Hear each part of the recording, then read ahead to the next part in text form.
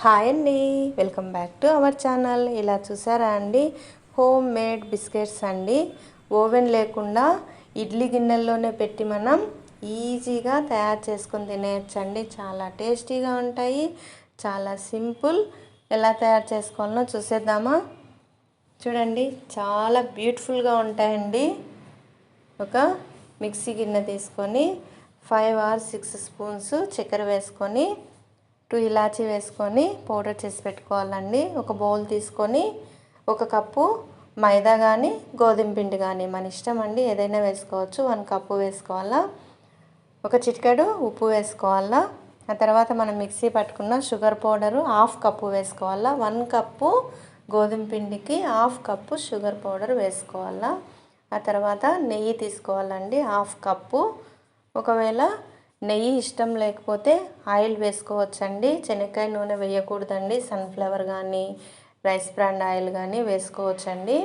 కొంచెం కొంచెం వేసుకుంటూ కలుపుకోవాలా. ఒకవేళ ఆయిల్ కూడా తినని వాళ్ళు ఉంటే కనుక మిల్క్ అండి, పాలు వేసుకోవచ్చు. కాచిన పాలు వేసుకొని కలుపుకోవచ్చు. లేదు అంటే బటర్ కూడా వేసుకోవచ్చండి. వెన్న బిస్కెట్లు చాలా బాగుంటాయండి, మన ఇష్టము.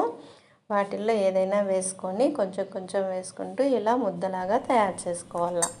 చూడండి, ఇలా కొంచెం కొంచెం తీసుకొని కొంచెం కొంచెం పిండి తీసుకొని ఇలా ఫోర్క్తో ఇలా ఘాట్లు పెట్టుకోవాలండి. ఘాట్లు పెట్టుకొని మధ్యలో కొంచెం ప్రెస్ చేస్తే సరిపోతుంది. చాలా బ్యూటిఫుల్గా బిస్కెట్ అనేది రెడీ అయిపోతుందండి. షేప్ చూడండి, చాలా బాగుంటుంది. ఒకవేళ ఇలా కాకపోయినా రౌండ్గా కూడా చేసుకోవచ్చండి. మన ఇష్టం వచ్చిన షేప్లో తయారు చేసుకోవచ్చు. ఇడ్లీ గిన్నెలకంతా ఆయిల్ స్ప్రెడ్ చేసి పెట్టుకొని ఈ బిస్కెట్లన్నీ అందులో పెట్టేసుకోవాలా. చూడండి, అన్నీ అలా పెట్టుకున్న తర్వాత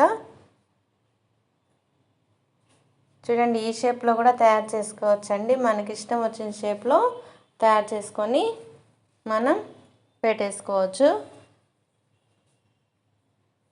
చూడండి, ఎంత బాగుంది కదా. అలానే ఇలా అన్ని గిన్నెల్లో పెట్టుకునేటప్పుడు అలా హోల్ చూడండి, బిస్కెట్ పైన హోల్ వచ్చేటట్టు పెట్టుకుంటే బిస్కెట్ పాడవకుండా బాగా వస్తుందండి. అలా 1 by 1 పెట్టేసుకొని ముందుగానే ప్రీహీట్ చేసి పెట్టుకోవాలండి.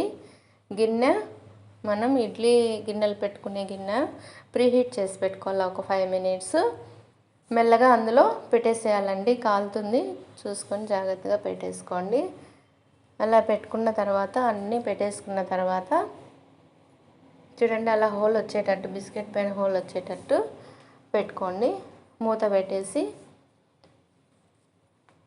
అంతా లో ఫ్లేమ్లోనే హీట్ చేసుకోవాలండి. లాస్ట్ గిన్నెలో బిస్కెట్లు పెట్టద్దండి. ఒక గిన్నె వదిలేసి పెట్టేసుకోండి. మూత పెట్టేసి ఒక 20 or 25 minutes బేక్ చేసిన తర్వాత చెక్ చేసుకోవాలండి. టూత్ పిక్తో మనం చెక్ చేసుకున్నట్లయితే పిండి అంటుకోకుండా వచ్చినట్లయితే బేక్ అయిపోయినట్టే అండి. ఒకవేళ పిండి అంటుకున్నట్టయితే ఇంకో 5 minutes బేక్ చేసుకుంటే సరిపోతుంది. చూడండి, చల్లారిన తర్వాత బిస్కెట్స్ ఎంత బాగా వస్తున్నాయో, చాలా బాగుంటాయండి. చాలా బ్యూటిఫుల్గా మిమ్మల్ని అందరూ మెచ్చుకుంటారండి. పిల్లలు పెద్దలు అందరు తినేయచ్చండి. టీ టైంలో స్నాక్స్గా తినేయచ్చు. మనం ఎప్పుడు ఏం తినాలనిపిస్తే ఇలా బిస్కెట్లు తీసుకొని తినేయచ్చండి. 1 month వరకు నిల్వ ఉంటాయండి. కిందకు ఆలస్యం, నచ్చినట్లయితే సబ్స్క్రైబ్ చేసుకోండి. Thank you for watching.